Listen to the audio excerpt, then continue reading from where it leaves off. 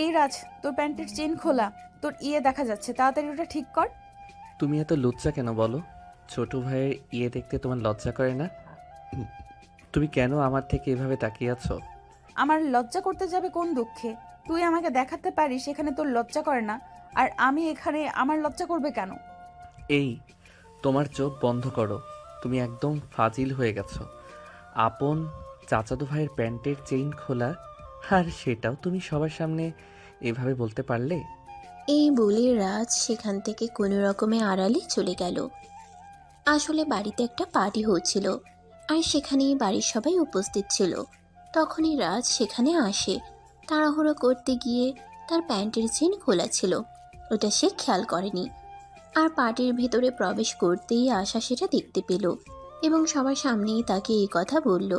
এবং তখনই পার্টিতে থাকা সকল মানুষ রাজের দিকে তাকিয়ে থাকে। তাতে রাজ অনেকটা লজ্জা পেয়েছে, কিন্তু আশার তাতে কিছুই যায় আসে না। কারণ কেউ যদি নিজের শরীরের কাপড়ের খোঁজ না রাখতে পারে, তাহলে এতে অন্য কারো দোষ কেন হবে? রাজ প্যান্টের চেন ঠিক করে আবারও পার্টিতে আসলো। তখনই আশা তাকে দেখে হো হো করে হাসতে থাকলো আর বলল, কিরে, এখন প্যান্টের চেন ঠিক করে এসেছিস নাকি পার্টিতে আবার খুলে যাবে নাচানাচি করতে গিয়ে?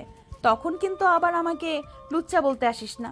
দেখো আপু, এখন কিন্তু একদম বেশি বাড়াবাড়ি হয়ে যাচ্ছে বলে দিলাম।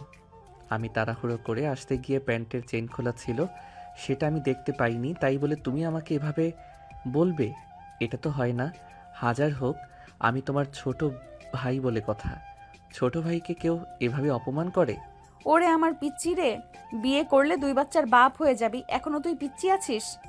এই শুনে এসব ফাজলামো মার্কা কথাবার্তা আমার সামনে আর কখনোই বলবি না। কারণ তুই খুব ভালো করেই জানিস ফাজলামো মার্কা কথাবার্তা আমি পছন্দ করি না। আমি যা বলি সাফ সাফ। হ্যাঁ, সেটাই তো। তাই বলে তুমি সবার সামনে আমার মান ইজ্জতের 12টা বাজিয়ে দেবে? আমার প্যান্টের চেন খোলা ছিল, সেটা তুমি আমাকে আড়ালে ডেকে নিয়ে বলতে পারতে। সেটা কি সবার সামনে বলার ছিল? এই বলে রাজ সেখান থেকে চলে গেল। এদিকে পার্টির আয়োজন শেষ হলে সবাই খাওয়া দাওয়া করে নিজেদের রুমে ঘুমাতে চলে গেল। আশা নিজের রুমে বসে কিছু কাজ করছিল। তখনই রাজ সেখানে আসলো আর বলল, আপু, আজ তোমার সঙ্গে ঘুমাবো। আমার রুমে গেস্ট ঘুমিয়েছে। আমার রুমে ঘুমানোর কোনো জায়গা নেই, তাই আম্মু বলেছে তোমার সঙ্গে ঘুমাতে। ঠিক আছে, সমস্যা নেই, তুই আমার সঙ্গে ঘুমাতে পারিস। তুই আমার ছোট ভাই বলে কথা।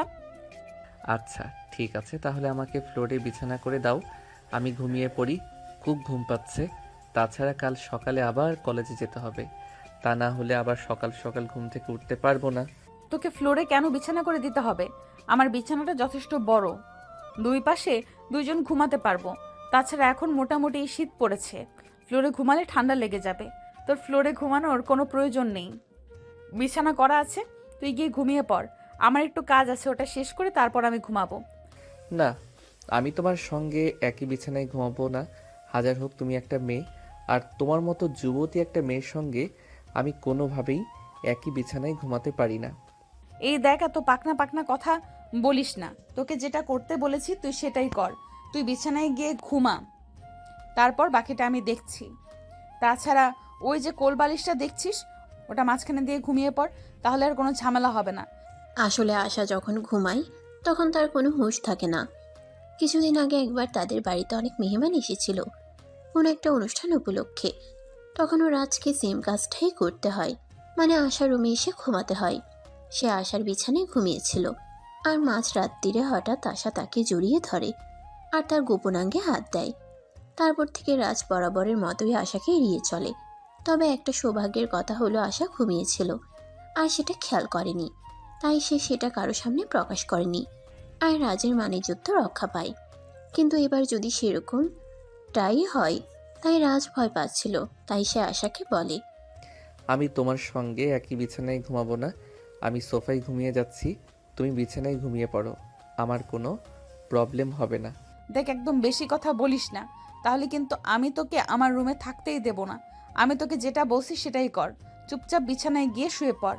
রাজ বুঝতে পারলো এখন যদি সে আশার কথা মেনে না নেয়, তাহলে আশা তাকে এই রুমে ঘুমাতেই দেবে না। তাই সে আর কোনো উপায়ান্তর না পেয়ে বিছানার এক পাশে গুটি গুটি মেরে শুয়ে পড়ল, আর তার পাশেই খাটের মাঝ বরাবর কোলবালিশ রেখে দিল। যাতে আশা তাকে জড়িয়ে ধরতে আসলে কোলবালিশটাকে ধরে আর সে রেহাই পেয়ে যায়। তো ভিউয়ার্স, চলুন দেখা যাক শেষ পর্যন্ত কি হয়। তার আগে আপনাদের কাছে এই গল্পের নায়ক নায়িকার পরিচয় দিয়ে দেওয়া যাক। এতক্ষণ আপনারা যাদের কথোপকথন শুনলেন তারাই এই গল্পের নায়ক আর নায়িকা। গল্পের নায়িকার নাম আশা, সে চৌধুরী পরিবারের একমাত্র মেয়ে। আর নায়ক, সেও চৌধুরী পরিবারের একমাত্র ছেলে। আশার বাবা আর রাজের বাবা আপন দুই ভাই। তাদের কোনো বোন ছিল না, তাই তাদের বাবা মা মারা যাওয়ার আগে তাদেরকে বলেছিল যেন তারা দুই ভাই কখনোই পৃথক না হয়, মৃত্যুর আগ পর্যন্ত যেন একসাথেই থেকে যায়। তাই এখনো পর্যন্ত আলাদা খাওয়ার সিদ্ধান্ত নেয় না, তারা এখনো একসঙ্গে রয়েছে। আর দুই ভাই বিয়ে করার পর দুটো সন্তান হয়েছে, তারাই আশা আর রাজ। তো ভিউয়ার্স, চলুন কথা না বাড়িয়ে মূল গল্পের মধ্যে ফিরে আসি। আর বাকি পরিচয় পর্ব না হয় গল্পের মধ্যে থেকেই জেনে নেওয়া যাবে। রাজ ঘুমিয়ে পড়ে। তার প্রায় 1 ঘন্টা পর আশা বিছানায় যায় এবং বিছানার এক পাশে ঘুমিয়ে পড়ে। কিন্তু দুর্ঘটনা ঘটল তার ঠিক 2 ঘন্টা পর। আনুমানিক রাত 1টার মতো বাজে। রাজ নিজের কপালে কারো গরম নিঃশ্বাস অনুভব করছিল। সে চোখ গেলে তাকিয়ে দেখল সে আশার বাহুডোরে অবস্থান করছে। এটা কিভাবে হলো?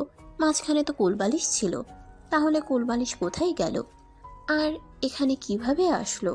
এটাই চিন্তা করছিল আর নিজেকে ছাড়ানোর চেষ্টা করছিল। তখনই আশা ঘুম ঘুম চোখে বলে ওঠে, আরে কি ব্যাপার, কি সমস্যা তোর? এইভাবে নাড়াচাড়া করছিস কেন? এভাবে নাড়াচাড়া করলে কি ঠিকমতো ঘুমানো যায় নাকি? চুপচাপ শুয়ে থাক আর ঘুমাতে দে। আরে আপু, তুমি আমাকে জড়িয়ে ধরে আছো কেন? আমার তো নিঃশ্বাস নিতে কষ্ট হচ্ছে। প্লিজ আমাকে ছেড়ে দাও, নিজেই ঘুমাও আর আমাকেও ঘুমাতে দাও। এই শোন না, তোকে একটা কথা বলি, শুনবি? তুমি আবার আমাকে কি ভালো কথা বলবে বলো, শুনি। যদি ভালো লাগে তো শুনবো, আর না লাগে তো নাই। শোন না, আমরা ওগুলো করি যেগুলো বিয়ের পর বর বউ করে। আজ তো আমার এই রুমে শুধু তুই আর আমি, এখানে তো অন্য কেউ নেই। কেউ কিছু জানতেও পারবে না, শুধু তোর আর আমার মতেই থাকবে সব কিছু। আপু, তোমার কি মাথা খারাপ হয়ে গেছে? তুমি জানো এসব কি বলছো? আমি তোমার আপন চাচাতো ভাই। লজ্জা করছে না তোমার এসব কথা আমাকে বলতে? দূর, লজ্জা করবে কেন? এখন তো গার্লফ্রেন্ড বয়ফ্রেন্ড, এরা অহরহ এই সব কিছু করে থাকে, তাহলে আমার কেন লজ্জা করবে?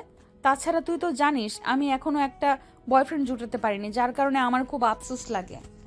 সে যাই হোক, ও ব্যাপারে আমার কোনো মাথা ব্যথা নেই, কিন্তু আমি তোমার আপন চাচাতো ভাই। তুমি আমাকে এসব কথা বলছো কি করে? কেউ নিজের আপন ভাইকে এসব কথা বলতে পারে? শোন, তুই আমার চাচাতো ভাই, তাছাড়া এখন বড় কোনো ব্যাপার না, চাইলেই সব হয়। চল না আমরা ওসব করি। এই বলে আশা নিজের হাত রাজের ওটার মধ্যে রেখে দেয় আর ইচ্ছে মতো মালিশ করতে থাকে। নীলের ওটা দাঁড়িয়ে একদম 6 ইঞ্চিতে পরিপূর্ণ হয়ে গেছে। আশা রাজকে জড়িয়ে ধরে ইচ্ছে মতো কিস করছে আর নিচে তার হাত চালাচ্ছে। রাজ তখন আর কোনোভাবেই নিজেকে ঠিক রাখতে পারছিল না দেখে আশার বাঁধন থেকে নিজেকে ছাড়াতে চাইছিল। কিন্তু কিভাবে একটা মেয়ে মানুষের শরীরে এত শক্তি থাকতে পারে, রাজ কোনোভাবেই আশা থেকে নিজেকে ছাড়াতে পারছিল না। আপু প্লিজ, তুমি আমাকে ছেড়ে দাও। তুমি আমার সঙ্গে এরকমটা করো না, তাহলে আমি আমার বউয়ের কাছে কি জবাব দেব?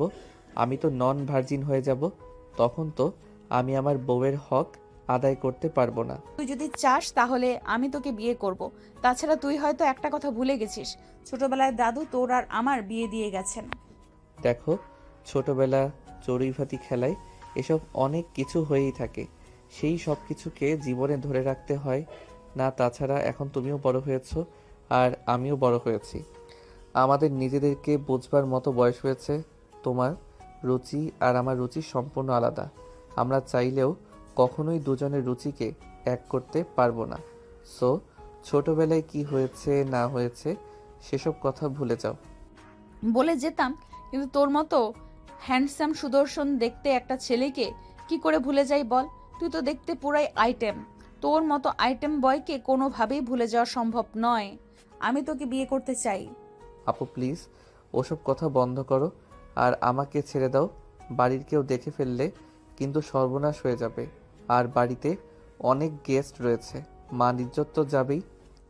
কিন্তু আশা এইসব কথার কোনো পরোয়া না করে সে তার মতো করেই তার হাত আর ঠোঁট চালিয়ে যাচ্ছিল আর রাজকে উত্তেজিত করার চেষ্টা করছিল। অপরদিকে আশার প্রচেষ্টার কাছে রাজকে হার মানতে হলো। আশা নিজের চেষ্টায় সফল হলো এবং রাজের সঙ্গে শারীরিক সম্পর্ক স্থাপন করলো। আশার মনস্কামনা পূর্ণ হলে সেই রাজকে ছেড়ে দেয় এবং বিছানার একপাশে ক্লান্ত হয়ে শুয়ে পড়ে। তখন রাজ বলতে থাকে, তোমার রুমে ঘুমোতে আসাটাই আমার ভুল হয়েছে।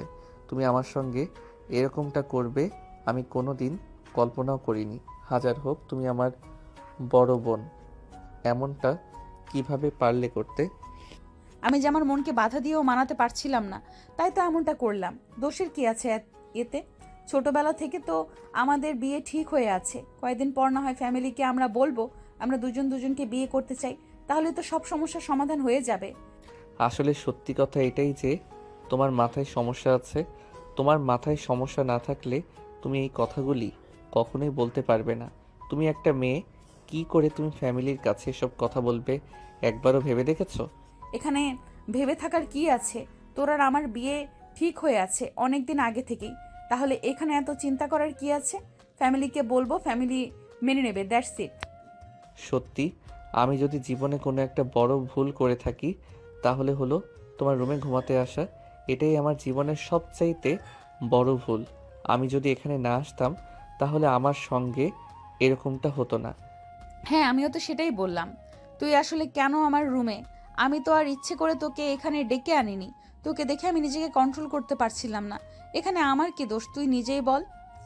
এদিকে সকাল হয়ে আসছিল, তাই রাজ আর সেখানে বসে না থেকে রুম থেকে বের হয়ে চলে আসলো পার্কে।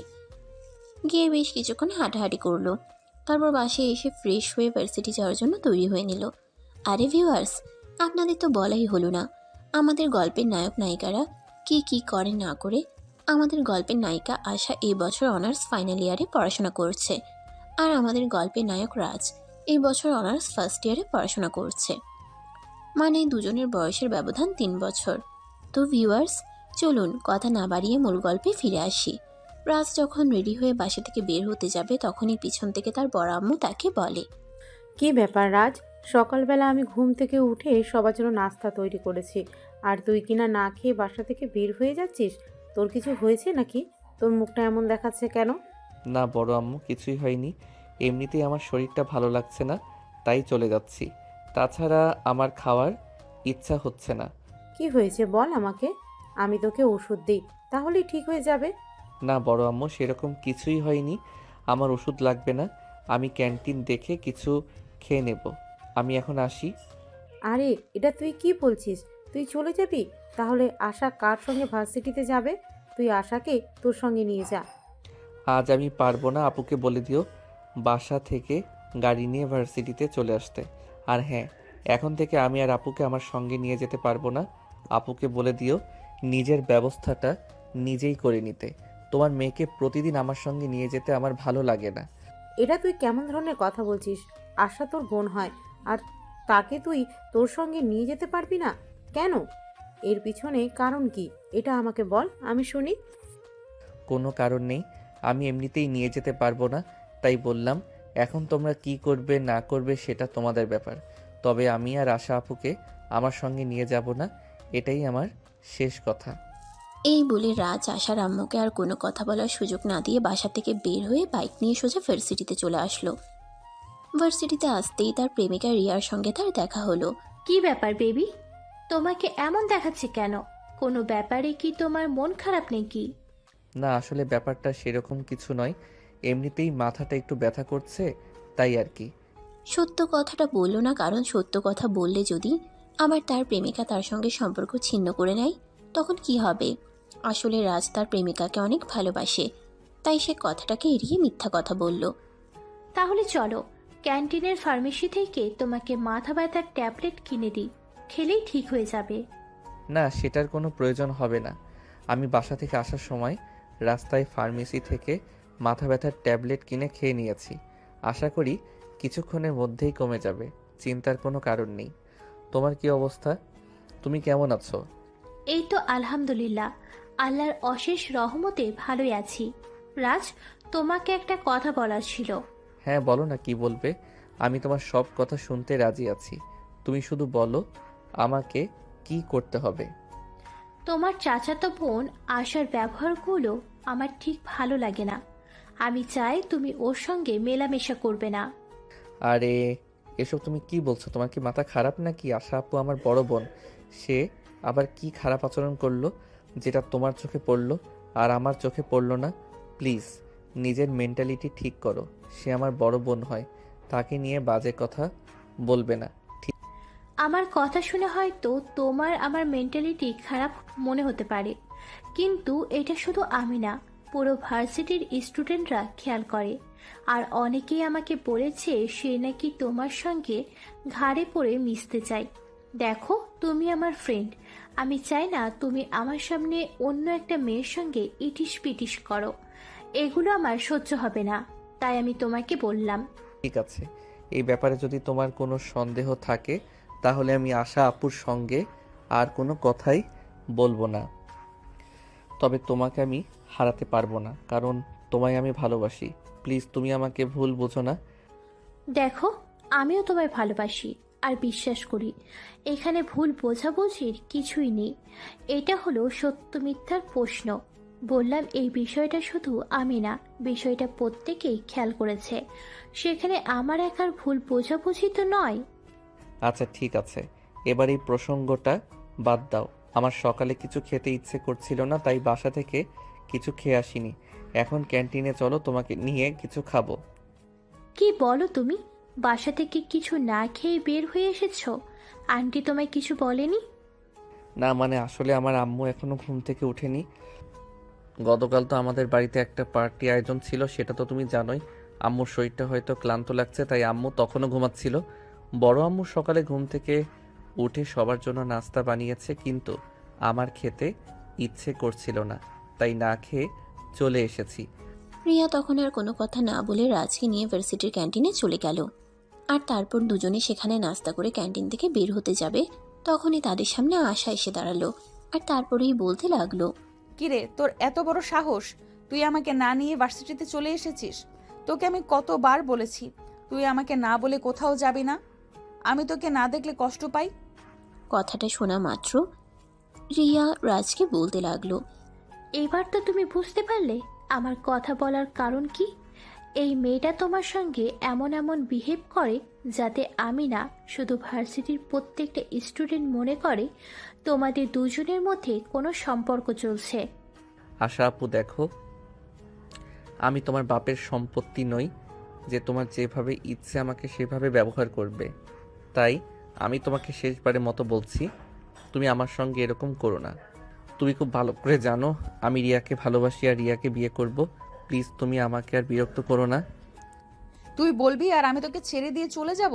এমনটা তো হতে পারে না, কারণ তুই খুব ভালো করে জানিস আমাদের ফ্যামিলিতে বড়দের কথা কতটা মানা হয়। আর আমাদের দাদু ছোটবেলায় তোর সঙ্গে আমার বিয়ে ঠিক করে গেছে। এখন তুই ভাবলি কি করে যে আমি তোকে এই মেয়েটার হাতে তুলে দিয়ে দেবদাস হয়ে চলে যাব? শোনো, তোমাকে আমি আগেও বলেছি আর এখনও বলছি, কে কি বলেছে আর কে কি করেছে সেসব ব্যাপারে আমার বিন্দু মাত্র মাথা ব্যথা নেই। আমি তোমাকে বিয়ে করব না, এটাই শেষ কথা।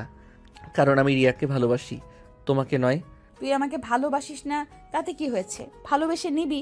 তাছাড়া ভালোবাসা কি জিনিস সেটা বোঝার মতো বয়স তোর এখনো হয়নি।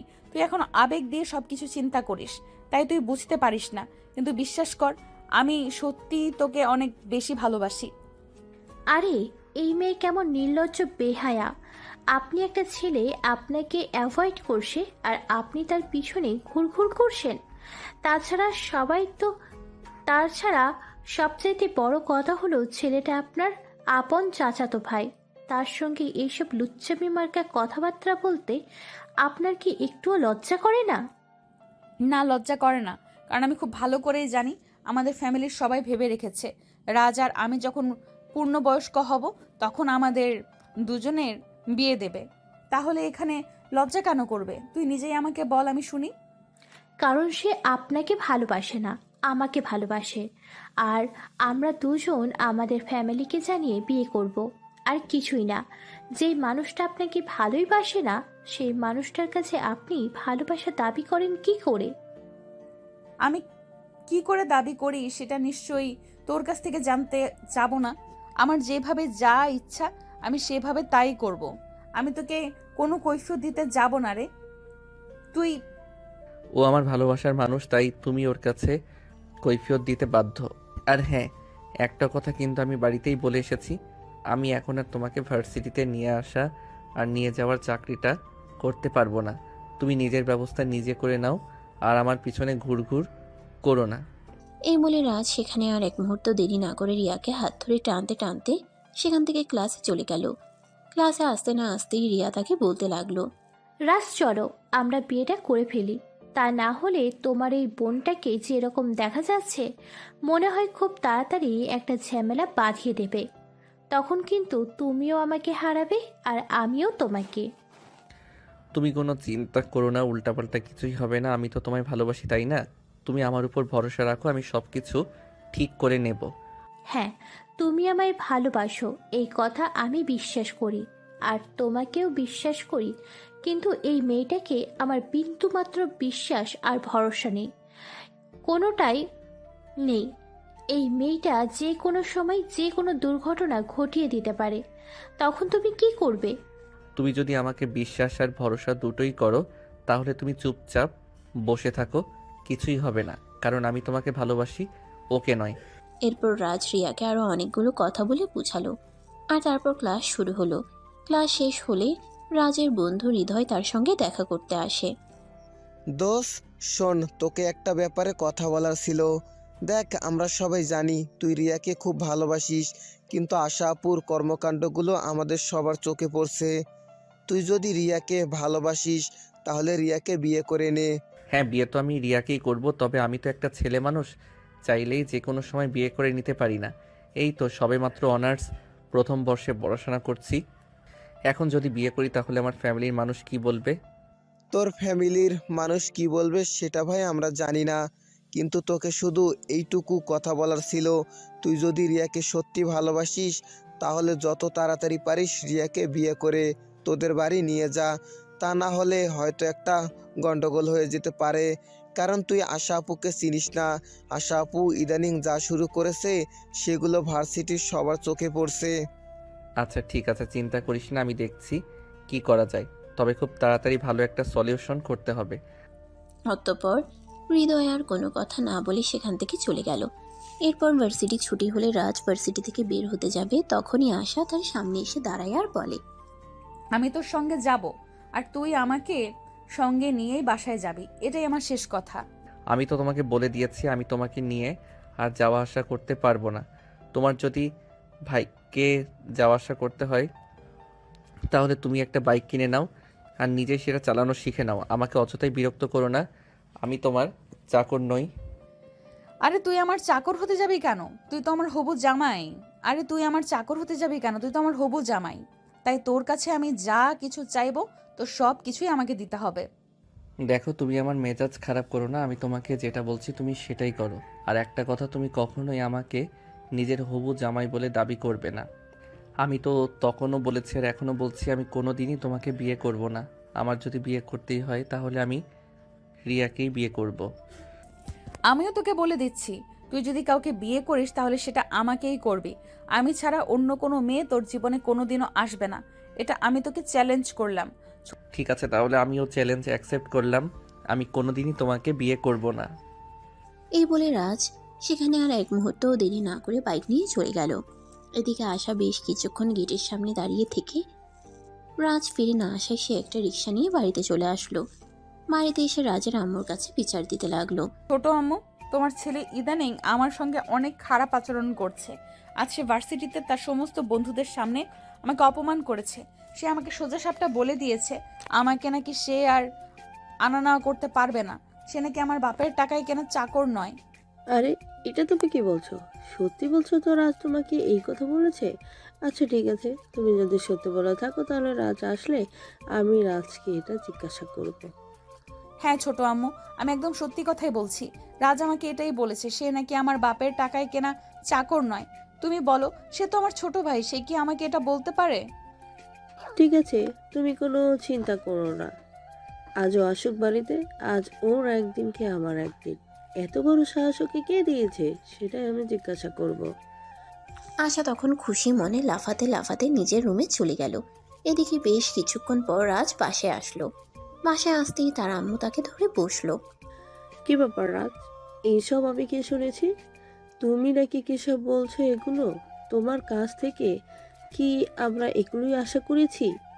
তুমি আমাদের ফ্যামিলি ছেলে, এটা তো ভাবতে আমার অবাক লাগছে।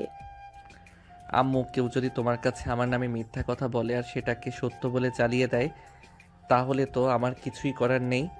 তবে আমি একটা কথা স্পষ্ট জানিয়ে দিয়েছি, আমি আর আশা প্রসঙ্গে এসব ডলাডলি করতে পারবো না।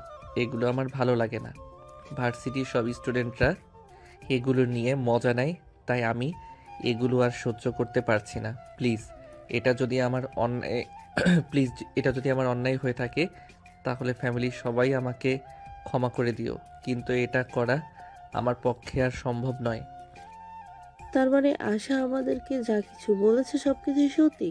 তুমি আশার সঙ্গে সত্যি তোমার বন্ধুদের সামনে খারাপ ব্যবহার করেছো? কে কি বললো না বললো তাতে কিন্তু আমাদের কিছুই যায় আসে না। আর একটা কথা তুমি ভুলে যেও না, আশা কিন্তু শুধু তোমার বোন নয়, সে কিন্তু তোমার হবু স্ত্রী। আমরা কিন্তু তার সঙ্গেই তোমার বিয়ে দেব। পাগল আমি হয়েছি নাকি তোমরা হয়েছো, আমি সেটাই বুঝতে পারছি না। এই মেয়েটাকে আমি কেন বিয়ে করতে যাব? এই মেয়েটা তো এই মেয়েটা তো আমার থেকে বয়সে অনেক বড়। তাছাড়া যে আমার আপন চাচাতো বোন, তাকে কেন আমি বিয়ে করতে যাব বলো আমাকে? অত সব কৈফিয়ত আমরা তোমাকে দিতে পারবো না। ছোটবেলা থেকে তোমাদের দুজনের বিয়ে ঠিক হয়ে আছে, তাই তোমাদের দুজনেরই বিয়ে করতে হবে।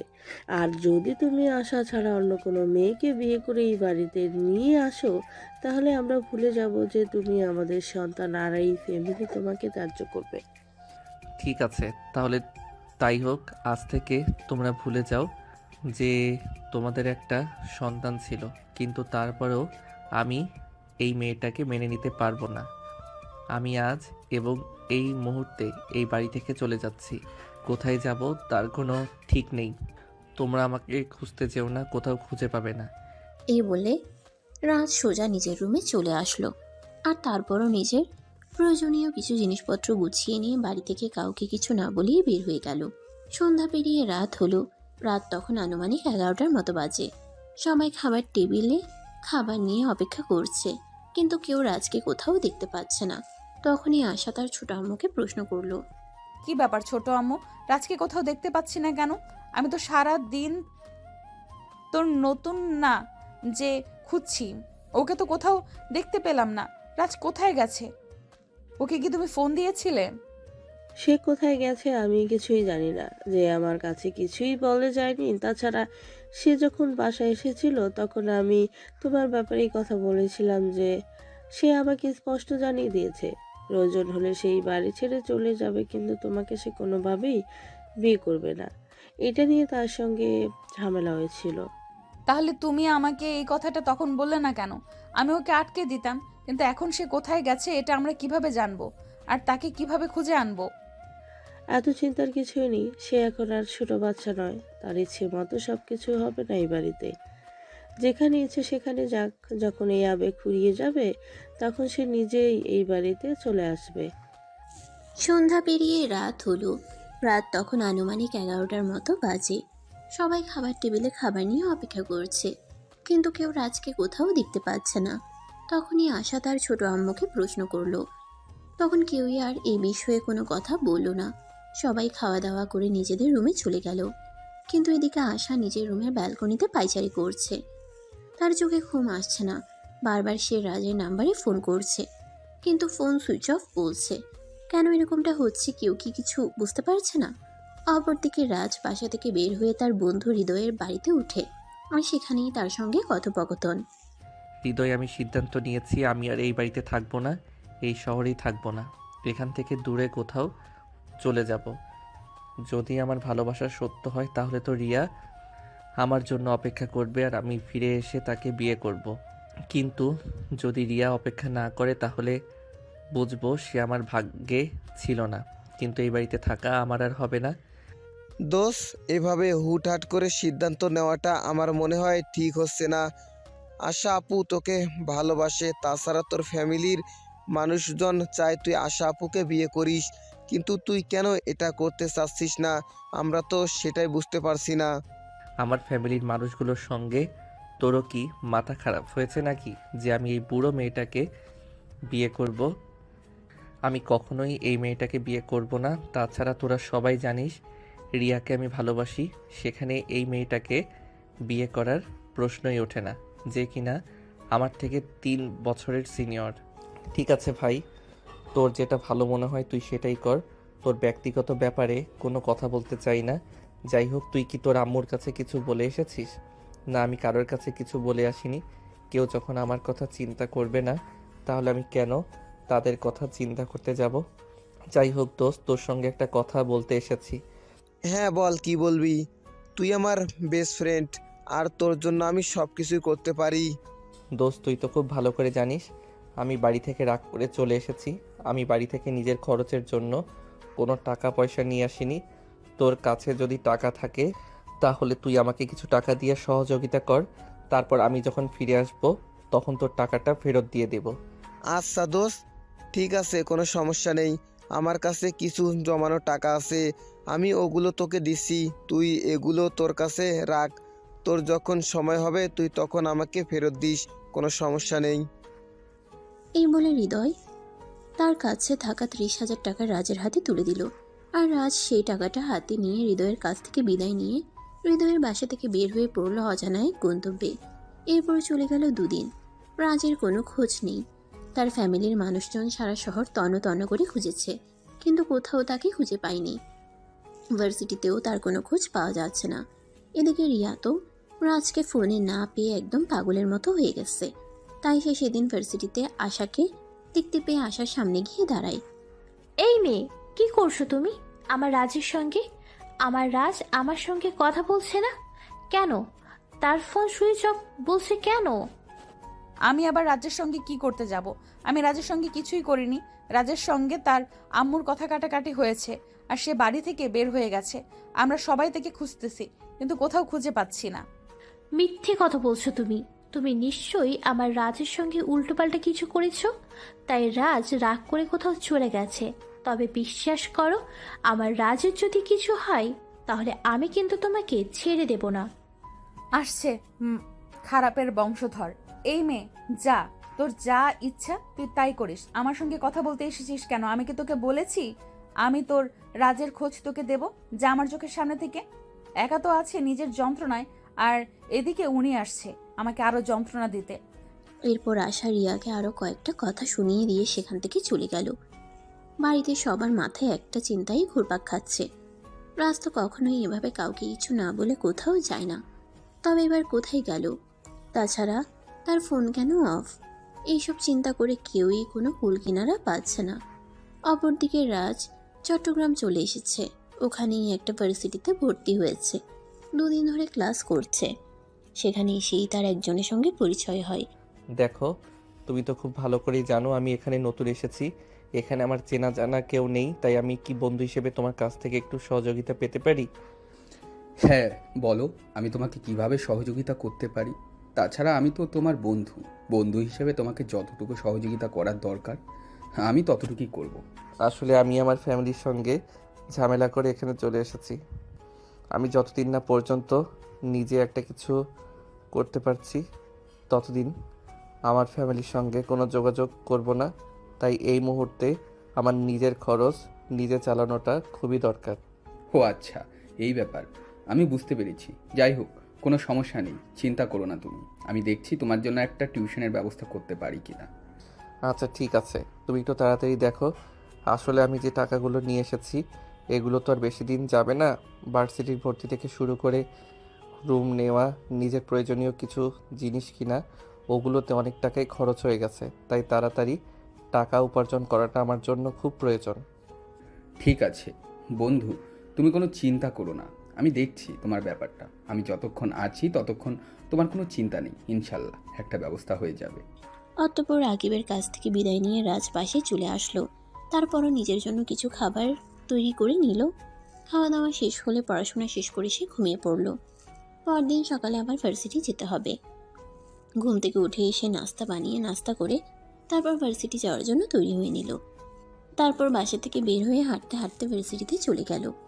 এখন তো আর তার বাবার টাকায় কেনা বাইক নেই, তাহলে সে কিসে করে ভার্সিটি যাবে? এখন তো হেঁটে যাওয়া ছাড়া আর কোনো উপায় নেই। ভার্সিটিতে এসে পৌঁছাতেই তার বন্ধুরা রাকিবের সঙ্গে তার দেখা হয়ে গেল। বন্ধু, তোমার জন্য একটা খুশির খবর আছে। তোমার একটা টিউশনের ব্যবস্থা হয়ে গেছে। ওখানে আমি আঙ্কেলের সাথে কথা বলেছি। ওনার মেয়েকে তোমার 4টা সাবজেক্ট পড়াতে হবে। 4টা সাবজেক্টের জন্য উনি তোমাকে প্রতি মাসে 8,000 টাকা দেবে। হ্যাঁ দোস্ত, আমি একদম সত্য কথাই বলছি। আমি আঙ্কেলের সঙ্গে কাল রাত্রে কথা বলেছিলাম, আর তারপর তোমার ব্যাপারে বলতেই উনি রাজি হয়ে গেলেন। হ্যাঁ, যাই হোক, তুমি চাইলে কিন্তু আজ বিকাল থেকেই পড়ানো শুরু করতে পারো। সত্যি বলছো? কার সাবজেক্টের জন্য আমাকে 8,000 টাকা দেবে সেটার বলতে নাকি? তুমি তো আমার বর্তমান অবস্থাটা বুঝতেই পারছো, তাই আমি যত তাড়াতাড়ি একটা কাজ শুরু করতে পারি আমার জন্য ততটাই ভালো। ঠিক আছে, তাহলে ভার্সিটি ছুটি হলে আমি তোমাকে আঙ্কেলের বাসায় নিয়ে যাব, আর তারপর সব কিছু বুঝিয়ে দিয়ে আসবো, কেমন? এই বলে তারা দুজনে ক্লাসরুমে চলে গেল। এদিকে ভার্সিটি ছুটি হতেই রাকিব রাজকে নিয়ে তার আঙ্কেলের বাসায় চলে গেল। কলিং বেল চাপ দিতেই একজন মধ্যবয়স্ক লোক এসে দরজা খুলে দিলেন। রাকিব তাকে সালাম দিয়ে বলল, আসসালামু আলাইকুম আঙ্কেল, এই হলো রাজ, আপনার মেয়েকে এই পড়াবে। ওয়ালাইকুম আসসালাম বাবা।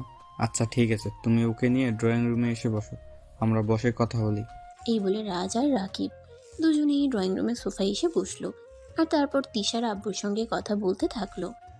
তা বাবা, তুমি কি রাকিবের কাছ থেকে কোনো কিছু জানতে পেরেছো? আমি রাকিবকে বলেছিলাম তুমি যদি আমার মেয়েকে 4টা সাবজেক্ট পড়াও তাহলে আমি তোমাকে মাসে 8,000 টাকা দেবো। হ্যাঁ আঙ্কেল, রাকিবের কাছ থেকে আমি এই ব্যাপারে শুনেছি। আমি রাজি আছি। ঠিক আছে, কোনো সমস্যা নেই। আপনারা চাইলে আমি আরও বেশি সাবজেক্টও পড়াতে পারি। আসলে এই মুহূর্তে টাকা আমার খুব বেশি প্রয়োজন। হ্যাঁ, আমি তোমার ব্যাপারে শুনেছি, আর আমি একটা সিদ্ধান্ত নিয়েছি, জানি না তুমি সেটা সঠিক মনে করবে কিনা। আঙ্কেল, আপনি আমার বাবার বয়সী। আপনি আমার বাবার মতো আমার ব্যাপারে যে কোনো সিদ্ধান্ত নিতে পারেন। বলেন আপনি কি সিদ্ধান্ত নিয়েছেন? আসলে তুমি যেহেতু এখানে নতুন এসেছো আর টাকা পয়সা তোমার খুবই প্রয়োজন, তাই বলছিলাম কি আমার বাসায় নিচতলায় একটা ছোট রুম ফাঁকা আছে, তুমি চাইলে ওখানে থাকতে পারো। আমি তোমার কাছ থেকে কোনো টাকা নেব না। তাছাড়া আমাদের বাসায় অনেকগুলো মানুষ, প্রতিবেলায় 2-1 জনের খাবার নষ্ট হয়। তুমি চাইলে আমায় তোমাকে ফ্রিতে খাওয়াটাও দিতে পারি, যদি তুমি কিছু মনে না করো তবে। কথাগুলো শুনে রাজ অনেকটাই খুশি হয়েছিল। আসলে এগুলো তার কাছে মেঘ না চাইতেই বৃষ্টি হওয়ার মতো। তাই সে তিশার আব্বুর কথায় রাজি হয়ে গেল আর বলল, ঠিক আছে আঙ্কেল, কোনো সমস্যা নেই। আপনি সব কিছুর ব্যবস্থা করুন, আমি আপনার প্রস্তাবে রাজি। সত্যি আপনার মতো পরোপকারী মানুষ হয় না। সত্যি আপনি একজন ভালো মনের মানুষ, আর আপনার প্রতি আমি সারা জীবন কৃতজ্ঞ থাকব। ঠিক আছে বাবা, তাহলে আজ পড়াতে হবে না। তুমি রাকিবকে নিয়ে তোমার প্রয়োজনীয় সব জিনিসপত্র নিয়ে আজকেই ওখানে চলে আসো। আমি সকালবেলা দারোয়ানকে দিয়ে ওই রুমটা পরিষ্কার করে রাখছি তোমার জন্য। দোস্ত, তাহলে তো তোর সব কিছুর ব্যবস্থা হয়ে গেল। আঙ্কেল সত্যি আপনার প্রতি অনেক কৃতজ্ঞ। আপনি আমার বন্ধুটার সমস্যা এভাবে বুঝবেন আমি সেটা ভাবতেও পারিনি। বাবা ধন্যবাদ দেওয়ার কিছুই নেই, আসলে মানুষ মানুষের জন্য। ছেলেটা এখন বিপদে পড়েছে, এখন উচিত তার পাশে একজন মানুষ, আমি সেই মানুষটা হয়ে দাঁড়াতে চাই, এইটুকুই, আর কিছুই না। ঠিক আছে আঙ্কেল, তাহলে আমি আজকেই রাজের সমস্ত জিনিসপত্র আর রাজকে আপনার কাছে দিয়ে যাচ্ছি। এখন তাহলে আসি, কেমন? এই বলে আর রাকিব রাজ দুজনে রাজের ভাড়া নেওয়ার নতুন ভাষাটাই আসল, আর সেখান থেকে রাজের সমস্ত জিনিসপত্র নিয়ে তিশাদের বাসায় চলে গেল। তারপর সব কিছু গোছগাছ করে নিয়ে রাকিব তার কাছ থেকে বিদায় নিয়ে নিজের বাসায় চলে গেল। দোস্ত, এখন তো সব কিছুর ব্যবস্থা হয়ে গেল, তাহলে এখন আমি আসি। আর যদি কোনো সমস্যা হয় তাহলে আমাকে জানাবি, কেমন? আমি আঙ্কেলকে বলে সেটা সমাধান করে দেব। আঙ্কেল সত্যি অনেক ভালো মনের মানুষ রে। আশা করি তোর সমস্যাটা বুঝতে পারবে, বুঝেছিস? দোস্ত, এখন আর মনে হয় কোনো সমস্যা হবে না। সব সময় তো সমাধান হয়ে গেল। ফ্রিতে থাকতে পারছি, ফ্রিতে খেতে পারছি, সেই সাথে 8,000 টাকা বেতন পাচ্ছি। তাহলে আর সমস্যা থাকবে কোথায়? আচ্ছা দোস্ত, ঠিক আছে, তাহলে আমি আসি। নিজের প্রতি খেয়াল রাখিস। আর একটা কথা বলে যাই, ছাত্রীর প্রেমে আবার পড়িস না যেন। ধুর পাগল, তোর কি মাথা খারাপ নাকি? আমি আমার নিজের ছাত্রীর সঙ্গে প্রেম করতে যাব? আমার চরিত্র এতটাও খারাপ হয়নি। তাছাড়া তোকে তো আমি বলেছি আমি রিয়া নামের একটা মেয়েকে খুব বেশি ভালোবাসি। আমি যেদিন পড়াশোনা শেষ করে নিজে একটা চাকরি করতে পারবো সেদিন আমি রিয়ার কাছে ফিরে যাব। ঠিক আছে দোস্ত, তোর ভালোবাসা আর ভালোবাসার মানুষটার জন্য অনেক শুভকামনা রইল। তোদের ভালোবাসা পরিপূর্ণতা পাক। আসি রে। এই বলে রাকিব রাজের কাছ থেকে বিদায় নিয়ে তার বাসায় চলে গেল। কিছুক্ষণ পরে তিশার আব্বু রাজকে রাতের খাবার দিতে আসলো। এই নাও বাবা, তোমার আজকের আবার আজ প্রথম দিন, তাই তোমাকে খাবারটা তোমার রুমে দিয়ে গেলাম। আমাদের সঙ্গে ডাইনিং টেবিলে বসে খাবার খাবে। আচ্ছা আঙ্কেল, ঠিক আছে, আপনাকে অসংখ্য ধন্যবাদ। সত্যি আপনি আমাকে এত বড় একটা উপকার করবেন বুঝতে পারিনি। বাবা, মানুষ মানুষের জন্য। আমি রাকিবের কাছে শুনেছি তোমার সমস্যার কথা, তাই একটুকু সাহায্য করা আমার কর্তব্য। তাছাড়া আমার কোনো ছেলে সন্তান নেই। তুমি আমার বাড়িতে আমার ছেলে সন্তানের ন্যায় থাকতে পারো। অতঃপর তিশার আব্বু রাজের কাছ থেকে বিদায় নিয়ে সেখান থেকে চলে গেল। আর এদিকে রাজ খাবার খেয়ে তারপর ঘুমিয়ে পড়ল।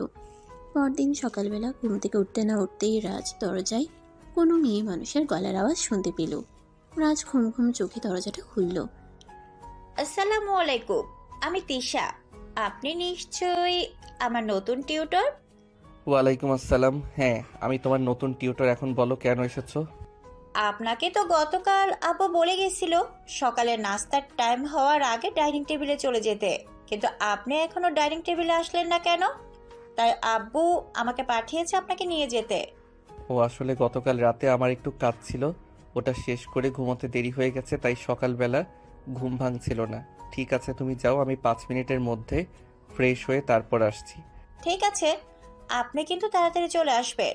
আমরা সবাই নাস্তা দিলে আপনার জন্য অপেক্ষা করছি। এই বলে তিশা সেখান থেকে চলে গেল। এদিকে রাজ ফ্রেশ হয়ে কিছুক্ষণ পর খাবার টেবিলে গেল। তখনই তিশার আব্বু বলল, কি ব্যাপার রাজ, এত লেট হলো কেন? আসলে আঙ্কেল, কাল রাতে সব গুছিয়ে রেখে ঘুমাতে দেরি হয়ে গেছিল, তাই আজ সকালে ঘুম থেকে উঠতে পারিনি। আচ্ছা ঠিক আছে, শোনো তিশা, কলেজে চলে যাবে আর তোমার আন্টি আর আমি দুজনেই অফিসে চলে যাব। তোমার খাবারটা ডাইনিং টেবিলে রাখা থাকবে, তুমি একটু খেয়ে নিও কষ্ট করে। আচ্ছা আঙ্কেল, ঠিক আছে, কোনো সমস্যা নেই, আপনারা আমাকে নিয়ে কোনো চিন্তা করবেন না। অতঃপর খাওয়া দাওয়া শেষ করে নীল রুম থেকে বের হয়ে নিজের রুমে চলে গেল। তারপর রেডি হয়ে ভার্সিটিতে চলে গেল। ভার্সিটি শেষ হলো বিকেল 3টায়। তারপর বাসায় এসে ফ্রেশ হয়ে খাবার খাচ্ছিল। তখনই তিশা সেখানে এসে উপস্থিত হলো। আসসালামু আলাইকুম স্যার, আমি কি বইপত্র নিয়ে ড্রয়িং রুমে চলে আসব, নাকি আপনি আমার রুমে গিয়ে আমাকে পড়াবেন? ওয়ালাইকুম আসসালাম। তুমি তোমার বইগুলো নিয়ে ড্রয়িং রুমে চলে আসো, আমি ড্রয়িং রুমে বসেই তোমাকে পড়াবো। আচ্ছা স্যার, ঠিক আছে, কোনো সমস্যা নেই। তাহলে আপনি খাবারটা শেষ করুন, আমি এক্ষুনি আসছি। আচ্ছা ঠিক আছে, তুমি এক্ষুনি চলে আসো, আমার খাওয়া প্রায় শেষ হয়ে এসেছে। কিছুক্ষণ পর তিশা ড্রয়িং রুমে চলে আসলো আর রাজ তিশাকে পড়ানো শুরু করলো। এভাবেই চলছিল দিনগুলো। হঠাৎ একদিন তিশা রাজকে বলল, স্যার, আমি আপনাকে একটা কথা বলতে চাই, আপনি যদি অনুমতি দেন। হ্যাঁ বলো না, তুমি কি বলবে? আসলে স্যার, আমি আপনার কাছ থেকে আমার ব্যক্তিগত ব্যাপারে একটা সাহায্য চাই। আপনি কি আমাকে সাহায্য করবেন? তোমার ব্যক্তিগত ব্যাপারে আমি তোমাকে কিভাবে সাহায্য করতে পারি? তুমি আগে বলো বিষয়টা কি, তারপর আমি ভেবে দেখব তোমাকে সাহায্য করতে পারবো কিনা। স্যার, আসলে বিষয়টা সেরকম কঠিন কিছু নয়। আমি আপনাকে খুলে বলি, আমার বন্ধু রাকিব, সে আমাকে পছন্দ করে আর আমিও তাকে পছন্দ করি, কিন্তু আমাদের মধ্যে এখনো প্রেম ভালোবাসার মতো সম্পর্ক তৈরি হয়ে ওঠেনি। কারণ সেও আমাকে দূর থেকে ফলো করে, আর আমিও তার মনের ভাব থেকে বুঝতে পারি সে আমাকে ভালোবাসে, কিন্তু সেটা প্রকাশ করে না। আর আমিও মন থেকে তাকে অনেকটাই ভালোবাসি, কিন্তু আমিও তার কাছে এটা প্রকাশ করি না। এই ব্যাপারে আপনার কাছ থেকে সহযোগিতা চাই। দেখো, এটা আমার দ্বারা সম্ভব না। আমি তোমার টিচার, তোমার বাবা আমাকে রেখেছেন তোমাকে পাঠ্য বই শিক্ষা দেওয়ার জন্য, এসব শিক্ষা দেওয়ার জন্য নয়। প্লিজ স্যার, আপনি না করবেন না। আজ যদি আমার জায়গায় আপনার নিজের বোন থাকতো, তাহলে আপনি কি করতেন? প্লিজ আমাকে অন্তত নিজের বোন মনে করে এইটুকু সহযোগিতা করুন। I am sorry. প্রথমত, আমার নিজের কোনো বোন নেই, আর দ্বিতীয়ত আমি তোমার শিক্ষক, আমি তোমাকে এ ব্যাপারে কোনো সহযোগিতা করতে পারবো না। আর তুমি যদি বেশি বাড়াবাড়ি করো তাহলে আমি আঙ্কেলকে সব বলে দেব। স্যার প্লিজ, আমি রাকিবকে খুব বেশি ভালোবাসি। আমি চাই না সে আমার জীবনে আসার আগে অন্য কোনো মেয়ে তাকে আমার থেকে ছিনিয়ে নিয়ে যায়। প্লিজ স্যার, আপনি আমাকে এইটুকু সহযোগিতা করুন। স্যার, আমি জানি সেও আমাকে ভালোবাসে। আপনি কি চান আপনার বন্ধু নিজের ভালোবাসার মানুষটাকে হারিয়ে ফেলুক? ঠিক আছে, আমি রাকিবের সঙ্গে কথা বলে তারপর তোমাকে জানাবো। আচ্ছা ঠিক আছে, আমি রাকিবের সঙ্গে কথা বলে তারপর তোমাকে জানাবো। কিন্তু রাকিব যদি আমাকে বলে যে সে তোমাকে ভালোবাসে না, তাহলে কিন্তু এই সব কিছু তোমার ভুলে যেতে হবে। ঠিক আছে স্যার, আমি আপনার কথায় রাজি। আমি জানি যে আমাকে ভালোবাসে, সে কোনো দিন আমার ভালোবাসা অস্বীকার করতে পারবে না। আপনি শুধু একবার তার সঙ্গে আমার ব্যাপারে কথা বলুন। রাজ তখন আচ্ছা ঠিক আছে এই কথা বলে দিশাকে পড়ানো শেষ করে রুম থেকে বের হয়ে চলে আসে। নিজের রুমে এসে সঙ্গে সঙ্গে সে রাকিবকে ফোন দেয়। হ্যালো দোস্ত, কই তুই? এখনই আমার সঙ্গে একবার একটু দেখা করতে পারবি? তোর সঙ্গে একটু দরকারি কথা ছিল। এই, আমার বাসায় হঠাৎ তোর কি এমন দরকারি কথা আছে? ঠিক আছে, আমি কি তোর বাসায় চলে আসবো নাকি বাইরে দেখা করবি? না দোস্ত, বাসায় আসতে হবে না, আমি তোর সঙ্গে বাইরে দেখা করব। তুই একটা কাজ কর, বাসার সামনে যে একটা চায়ের দোকান আছে ওখানে এসে বস, তারপর আমি তোর সঙ্গে কথা বলি। আচ্ছা দোস্ত, ঠিক আছে, কোনো সমস্যা নেই, আমি এক্ষুনি চলে আসছি। কিন্তু এইটা বুঝতে পারছি না আমার সঙ্গে তোর কি এমন দরকারি কথা পড়ে গেল যে এক্ষুনি সেটা বলতে হবে। আচ্ছা তুই বের হ, আমি আসছি, কেমন? এই বলে রাকিব ফোনটা কেটে দিল। সে বিছানায় শুয়ে ছিল। বিছানা থেকে উঠে তারপর রেডি হয়ে বাইরে চলে আসলো। সে চায়ের দোকানে এসে দেখতে পেল রাজ সেখানে বসে অপেক্ষা করছে। সে রাজের পাশে গিয়ে বসলো আর তারপর বলল, হ্যাঁ, আচ্ছা দোস্ত, এবার তো বল কি হয়েছে আসল ব্যাপারটা। আর তুই আমাকে এত তাড়াতাড়ি ডাকলি কেন? আসলে দোস্ত, তোর ব্যাপারে একটা কথা বলতে চাই। জানি না আমার কথাটা বলা ঠিক হবে কিনা, তবুও বলতেই হচ্ছে। আরে বেটা, তুই এরকম করছিস কেন? কি বলবি না বলবি আমাকে বল, আমি তোর বন্ধু। আমাকে একটা কথা বলতে এত ভাবার বা ইতস্তত হওয়ার তো কিছুই নেই। দোস্ত, তুই কি কাউকে ভালোবাসিস? আই মিন, কারোর সঙ্গে প্রেম টেম করছিস নাকি? না রে দোস্ত, প্রেম ট্রেম করার মতন সৌভাগ্য এখন আমার হয়ে ওঠেনি। তবে একজনকে আমি ভালোবাসতাম, কিন্তু দুর্ভাগ্যবশত এখনও তাকে আমি আমার মনের কথাটা বলতে পারিনি রে। তুই যদি কিছু মনে না করিস তাহলে কি আমি জানতে পারি কে সেই মেয়ে? দোস্ত, সে আর কেউ নয়, তোর ছাত্রী তিশা। তিশাকে আমি অনেক দিন ধরেই পছন্দ করি, কিন্তু দুর্ভাগ্যবশত তাকে আমি আমার মনের কথাটা বলে উঠতে পারছি না। তুই তো টিউশনি করিস, তাই তুই আমার খুব ভালো বন্ধু। তাছাড়াও আমি তোকে কথাটা বুঝিয়ে বলতেও পারছি না।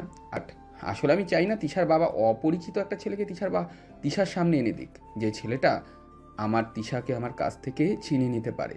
তাছাড়াও তোরও একটা কিছু করার খুব প্রয়োজন ছিল, তাই তো আমি তোকে এই ব্যাপারে বললাম, কারণ তুই আমার বন্ধু। আর যাই করিস না কেন, তুই আমার সঙ্গে বিশ্বাসঘাতকতা করবি না, তাই না? কিন্তু তিশা তো আমাকে ভালোবাসে, সে তো বলেছে আমাকে বিয়ে করবে। এখন তুই কি করবি? হতেই পারে না, তুই কোনোদিনও এটা করবি না, কারণ তুই আমার বন্ধু। তুই কোনোদিনই তোর বন্ধুর সঙ্গে বিশ্বাসঘাতকতা করবি না। তিশারও যদি তোকে ভালোবাসে, তিশাও যদি তোকে ভালোবাসে, তবুও তুই তিশাকে আমার কাছ থেকেই এনেই দিবি। কিন্তু আমি কখনোই এরকমটা করব না, কারণ তিশার বাবার বিশাল সম্পত্তি, যার একমাত্র উত্তরাধিকারী তিশা। তাই তিশা যখন আমাকে ভালোবেসে বলেছে আমি তিশাকেই বিয়ে করব, আমি কোনো রিস্ক নিতে চাই না। আমি তিশার বাবার সঙ্গে আজকেই কথা বলবো আমাদের বিয়ের ব্যাপারে।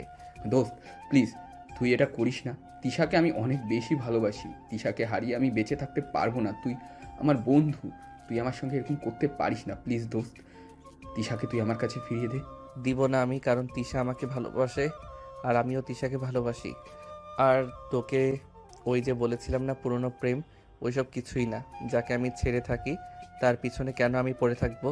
তিশা আমাকে ভালোবাসে আর আমিও তিশাকে ভালোবাসি। তাই আমরা আজকে তিশার বাবার সঙ্গে কথা বলবো আর আমাদের বিয়ের ব্যাপারে এগোবো। প্লিজ দোস্ত, এইটাতে না করিস না প্লিজ। আমার প্রথম আর শেষ ভালোবাসা, তাকে ছাড়া আমি বাঁচতে পারবো না। তুই আমার কাছ থেকে আমার বেঁচে থাকার ইচ্ছাটাকে কেড়ে নিস না দোস্ত। আমি তো দুই পায়ে ধরি বন্ধু, বন্ধু হিসাবে এইটুকু কর আমার জন্য। তুই তো আমাকে বলেছিস তুই রিয়া নামে কাউকে ভালোবাসিস, তাহলে কেন তুই এই মেয়েটাকে ঠকাবি? কারণ শুধু একটাই, তিশার বাবার অঢেল সম্পত্তি আর তিশা দেখতে যথেষ্ট সুন্দরী, তাই আমি তিশাকে বিয়ে করব।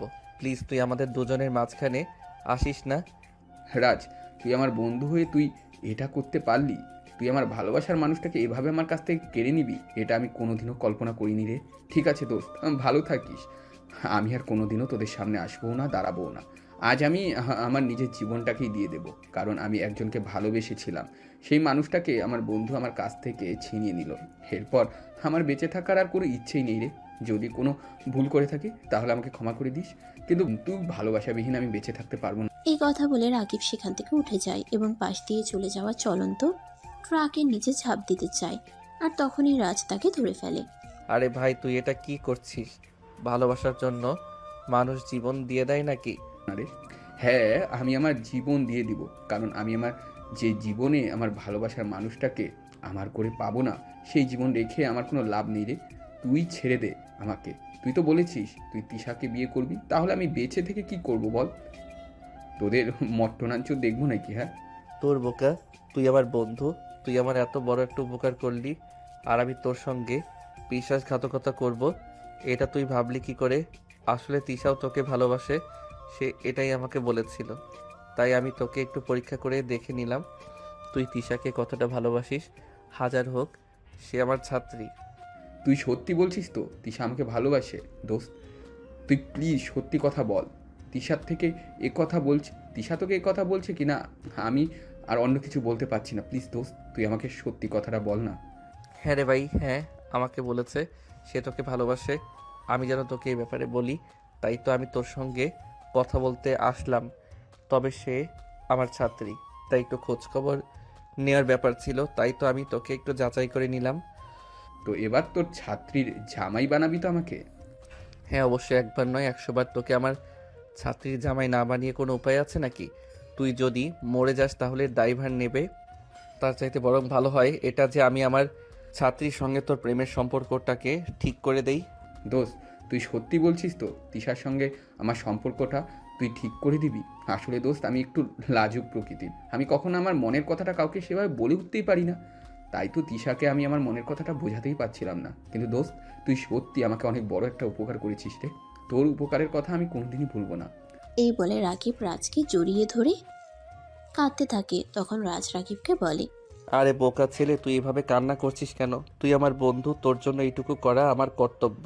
তাছাড়া তুই আমার অনেক উপকার করেছিস, তোর জন্য এইটুকু করতে যদি না পারি তাহলে তো নিজেকে স্বার্থপর মনে হবে। এই নে, এটা তিশার নাম্বার, তিশা আমাকে দিয়েছে, বলেছে তোকে দিতে। ঠিক আছে দোস্ত, thank you so much. You are so great. তুই অনেক ভালো থাকিস রে জীবনে। অতঃপর দুজনে বেশ কিছুক্ষণ চায়ের দোকানে বসে আড্ডা আর গল্পগুজব করে। তারপর যে যার যার বাসায় চলে গেল। পরদিন বিকালবেলা রাজ যখন তিশাকে পড়াতে আসলো, তখনই তিশা রাজকে বলল, স্যার, আপনি তো আমাকেও ওর ব্যাপারে কিচ্ছু বললেন না। আপনি যে আমাকে বলেছিলেন আপনি রাকিবের সঙ্গে কথা বলে আমাকে জানাবেন।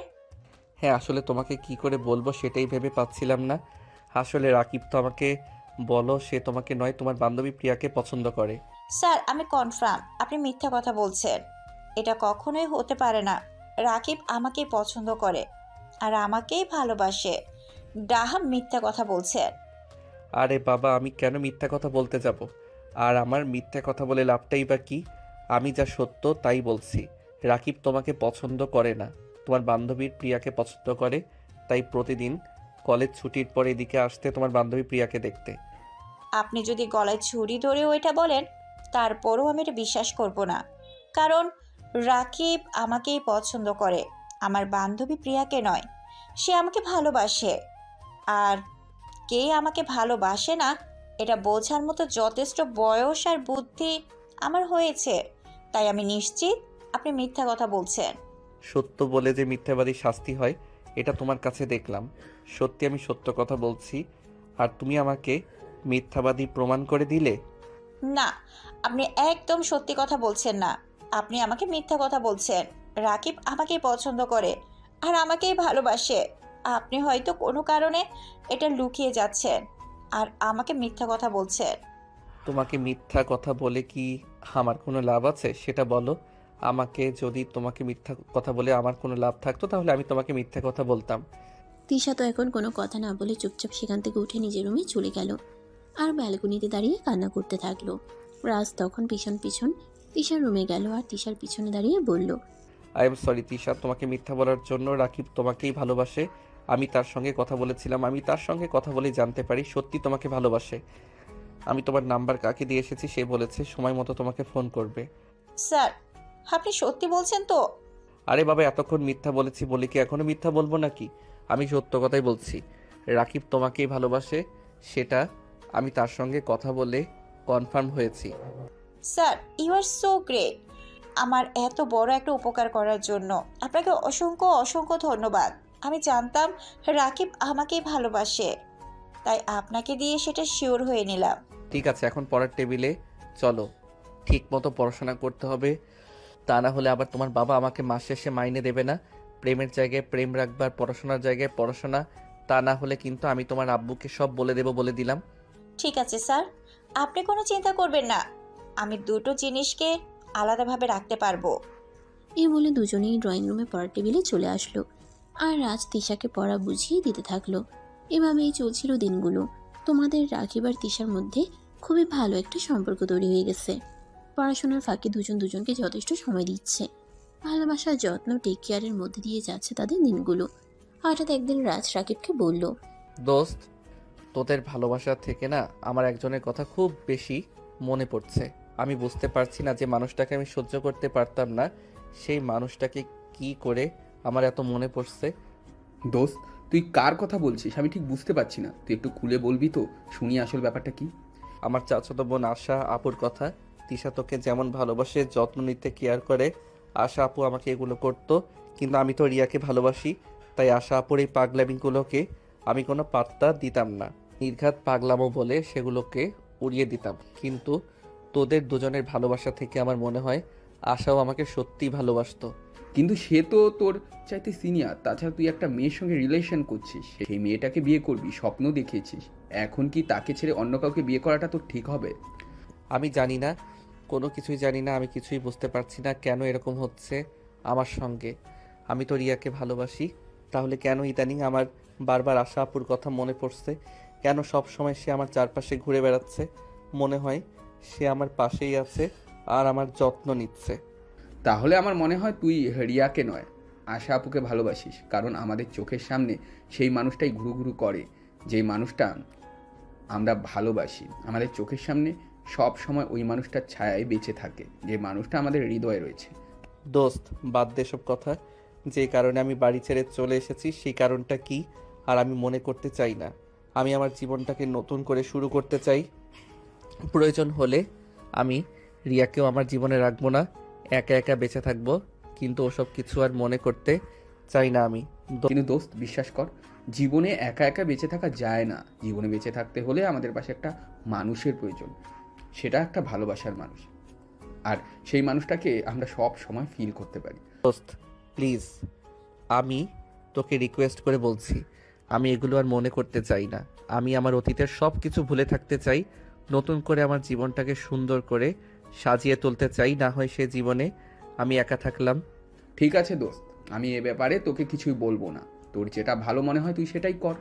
কারণ আমাদের উচিত আশেপাশে কি হচ্ছে সেদিকে নজর না দিয়ে নিজের মনের ইচ্ছেকে গুরুত্ব দেওয়া, নিজের মনের ইচ্ছেগুলোকে বাস্তবে রূপ দেওয়া। তাহলেই আমরা ভালো থাকতে পারবো, পূরণ হবে আমাদের মনের ইচ্ছেগুলো। এবারে দুজন দুজনের কাছ থেকে বিদায় নিয়ে চলে গেল। এরপর দেখতে দেখতে আরো 3টা বছর কেটে গেল। ইতিমধ্যে রাকিব আর তিশা বিয়ে করে ফেলেছে। রাজ আর রাকিব দুজনেই অনার্স কমপ্লিট করেছে। দুজনেই একটা কোম্পানিতে চাকরি নিয়েছে। তিশার অবস্থাও মোটামুটি ভালোই। তিশা 3 মাসের প্রেগনেন্ট। আজ তিশাকে ডক্টরের কাছে নিয়ে যাওয়ার কথা ছিল, কিন্তু রাকিব কোনো একটা কাজে অফিসে আটকে গেছে। তাই রাকিব রাজকে ফোন দিল। একটা প্রবলেম হয়ে গেছে রে। আজ তিশাকে নিয়ে ডাক্তারের কাছে যাওয়ার কথা ছিল, সে তো তুই খুব ভালো করেই জানিস। কিন্তু আমি তো অফিসের কাজে আটকে গেছি, এখন বেরোতেও পারবো না। তাছাড়া তুই তো খুব ভালো করেই জানিস আমাদের অফিসে বসের ক্যারেক্টার সম্পর্কে। এখন যদি আমি অফিস থেকে চলে যাই তাহলে হয়তো আমার চাকরিটাও চলে যেতে পারে। আরে বাবা, এত কাহিনী না করে মূল ঘটনাটা কি সেটা বলো শুনি। আসলে আমি তো আজ তিশাকে ডাক্তারের কাছে নিয়ে যেতে পারবো না। আর আজকে যদি ডাক্তারের কাছে নিয়ে না যাই তাহলে তিশা রাগ করবে। তুই একটু তিশাকে নিয়ে ডাক্তারের কাছে যেতে পারবি ভাই? একটা সরাসরি বললেই হতো, এত ঘুরিয়ে পেঁচিয়ে বলার কি আছে? তুই আমার বন্ধু, আর তোর জন্য এইটুকু করতে পারবো না? তাছাড়া তিশা আমার ছাত্রী, তবে তিশাকে আমি সবসময় নিজের ছোট বোনের মতো দেখি। আমার ছোট বোন নেই, তিশাকে আমি যথেষ্ট স্নেহ করি, সেটা তো তুই খুব ভালো করে জানিস। তাহলে এই কথাটা বলার জন্য এতটা সময় তোর কেন নিতে হবে? আই এম সরি দোস্ত। আচ্ছা, তাহলে তুই এক কাজ কর, তুই বাসায় চলে যা আর তিশাকে দিয়ে ডক্টরের কাছে গিয়ে ডাক্তারকে দেখিয়ে আয়, কেমন? আচ্ছা ঠিক আছে, তুই থাক তোর অফিসের কাজ নিয়ে, আমি তিশাকে নিয়ে ডক্টরের কাছে। এই বলে রাজ ফোনটা কেটে দিল। তারপর সে একটা রিক্সা নিয়ে তিশার বাসায় চলে গেল। হ্যালো তিশা, কি করছিলে তুমি? আরে রাজ ভাইয়া, আমি তো রাকিবের জন্য অপেক্ষা করছিলাম। সে তো আমাকে বলল আজ অফিস থেকে এসে আমাকে নিয়ে ডাক্তারের কাছে যাবে। আসলে তিশা, রাকিবের অফিসে একটা প্রবলেম হয়েছে, সে আসতে পারবে না। তুমি আমার সঙ্গে চলো, আমি তোমাকে ডক্টরের কাছে নিয়ে যাই। ঠিক আছে, তাহলে আপনি একটু বসুন, আমি আপনার জন্য একটু নাস্তার ব্যবস্থা করি। আপনি আমার বাসায় এসেছেন, খালি মুখে চলে যাবেন? এটা তো আমার ভালো লাগবে না। আরে এগুলোর কোনো দরকার নেই, আমরা ডাক্তার দেখিয়ে ফেরার সময় কোনো একটা কফি শপ থেকে দুজনে কফি খেয়ে নিব। তোমার শরীরটা এমনি ভালো নেই, এখন আমার জন্য কষ্ট করে নাস্তা বানাতে হবে না। কিন্তু রাজ ভাইয়া, এভাবে আমার বাসায় এসে খালি মুখে চলে গেলে এটা কি আমার ভালো লাগবে? আরে তোমাকে বললাম, নাটক করে দেখিয়ে ফিরে আসার সময় আমরা কোনো একটা কফি শপ থেকে দুজনে কফি খেয়ে নেব, তাহলেই তো হয়ে যাবে। এখন চলো তো তাড়াতাড়ি, তা না হলে আবার লেট হয়ে যাবে। অতঃপর তিশা আর কোনো কথা না বলে রাজের সঙ্গে রেডি হয়ে বাসা থেকে বেরিয়ে গেল। রাজ তিশাকে নিয়ে ডক্টরের চেম্বারে চলে গেল। সেখানে বেশ কিছু টেস্ট করাতে হলো। টেস্টের রিপোর্ট ভালোই আসলো। তারপর ডাক্তার দেখিয়ে দুজনে বাসার উদ্দেশ্যে রওনা দিল। তখনই হঠাৎ তিশা বলে উঠল, কি ব্যাপার? তুমি না আমাকে বলেছিলে তুমি আমাকে কফি খাওয়াবে, তাহলে তুমি আমাকে নিয়ে চলে যাচ্ছ কেন? উফ আল্লাহ, আমি তো ভুলেই গিয়েছিলাম। যাই হোক চলো, সামনে একটা কফি শপ আছে, ওখানে খুব ভালো কফি বানায়। আমি আর রাকিব মাঝে মধ্যে ওখানে কফি খেতে আসতাম, আজ তোমাকে নিয়ে যাই। এই বলে রাজ তিশাকে নিয়ে সামনেই কফি শপে চলে গেল। সেখানে কফিকে রাত 8টার মধ্যে বাসায় চলে আসলো। তারপর রাজ তিশাকে তিশার বাসায় পৌঁছে দিয়ে নিজের বাসায় চলে গেল। আরে ভিউয়ার্স, আপনাদের তো বলাই হলো না, আর রাজ চাকরি পাওয়ার পর নিজে ছোট একটা ফ্ল্যাট বাসা ভাড়া নিয়েছে। ওখানে এসে থাকে। রান্না বান্না করার জন্য ছোট একটা কাজের লোক রেখেছে। সে রান্না বান্না, ঘর মোছা আর কাপড় ধোয়া এগুলো করে দিয়ে যায়। আর সে মোটামুটি একটা চাকরি করে সেখান থেকে মাসাল্লাহ ভালোই বেতন পায়। নিজের খরচ চালানোর পরও সে এখন কিছু সেভিংসও করতে পারছে। এভাবেই চলছিল তার দিনগুলো। হঠাৎ একদিন রাকিব আর রাজ অফিস ছুটির দিনে বাইরে চায়ের দোকানে বসে চা খাচ্ছিল। তখনই রাকিব রাজকে বলল, দোস্ত, অনেকদিন তো হলো বাড়ি থেকে চলে এসেছি, এবার আর অভিমান করে থাকিস না রে, এবার ফ্যামিলির মানুষের সঙ্গে যোগাযোগ কর। দোস্ত, যে সম্পর্ক ছিন্ন করে চলে এসেছি সেই সম্পর্ক আর জোড়া লাগাতে আমার ইচ্ছে করছে না। আমি আর আমার ফ্যামিলি মানুষের সঙ্গে কোনো যোগাযোগ করতে চাই না।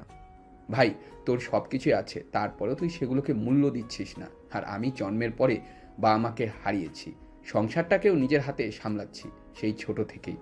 আমার চাচা আমার বাবার সব সম্পত্তি দখল করে নিয়েছে। আমি তখন এসব ব্যাপারে বুঝতাম না।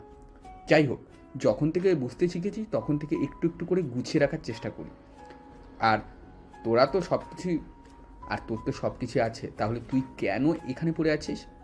যদি আমি আবার ওই বাড়িতে ফিরে যাই তাহলে আবার সবাই আমাকে ধরে বেঁধে আশা প্রসঙ্গে বিয়ে দেওয়ার চেষ্টা করবে, কিন্তু আমি আশা আপুকে বিয়েই করতে চাই না। কিন্তু আমার মনে হয় এটা তোর শুধু মুখের কথা না, মনের কথা। নয়তো কাট, কিন্তু আমার মনে হয় এটা তো শুধু মুখের কথা, মনের কথা নয়। তুই যদি আশা আপুকে পছন্দ নাই করিস, তাহলে এতদিন আশা আপুর কথা মন থেকে সম্পূর্ণভাবে মুছে ফেলতেই আমি প্রায়ই লক্ষ্য করি। তাহলে এতদিনে আশা আপুর কথা মন থেকে মুছেই ফেলতে পারতিস।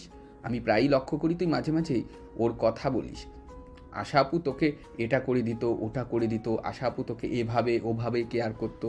তোর মনে যদি আশা আপুর সম্পর্কে এই সমস্ত ভালোবাসা নাই থাকতো, তাহলে তুই এগুলো কেন তুলবি বল? আরে ভাই, বিশ্বাস করো, আশা আপু এগুলো করতো বলেই আমার মনে পড়ে, কিন্তু তাই বলে আমি তাকে ভালোবাসি না আর বিয়েও করতে চাই না। এটাই সত্য কথা, তুই আমার কথা বিশ্বাস কর। ভাই, আমি তোর কথা বিশ্বাস করতে পারলাম না, কারণ আমিও তো ভালোবেসে বিয়ে করেছি, তাই আমি জানি ভালোবাসার ফিলিংসগুলো কেমন হয়। আমি 100% গ্যারান্টি দিয়ে বলছি, তুই আশা আপুকে ভালোবাসিস আর আশা আপুকে খুব বেশি মিস করিস। রাজ তখন কোনো কথা না বলে সেখান থেকে চুপচাপ পাশে চলে আসলো। আসলে তার এই ব্যাপারে কথা বলতে ইচ্ছে হচ্ছিল না।